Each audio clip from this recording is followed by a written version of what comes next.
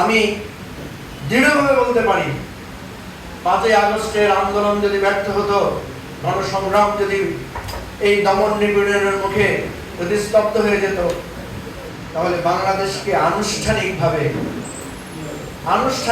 শেখ রাজ্য বা শেখ তন্ত্র, হাসিনার শেখ তন্ত্র বা শেখ রাজ্যের বাংলাদেশ ঘোষণা করা হতো।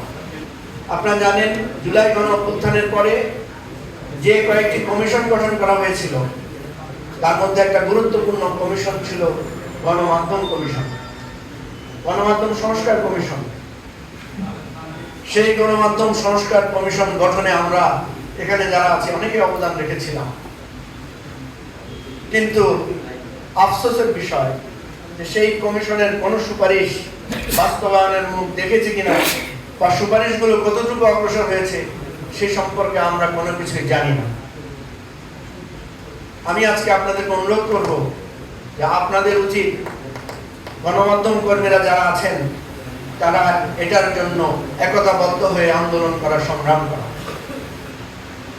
আরো একটা দুর্ভাগ্যের বিষয়, 5ই আগস্টের আগে আমরা দেখতাম আমাদের গণমাধ্যম সাংবাদিক ভাই বোনেরা ওনারা দুই ভাগে বিভক্ত। এক ভাগ হচ্ছে আওয়ামীপন্থী সাংবাদিক, বৃহত্তর আওয়ামীপন্থী সাংবাদিক জগৎ, বাম টাম মিলিয়ে।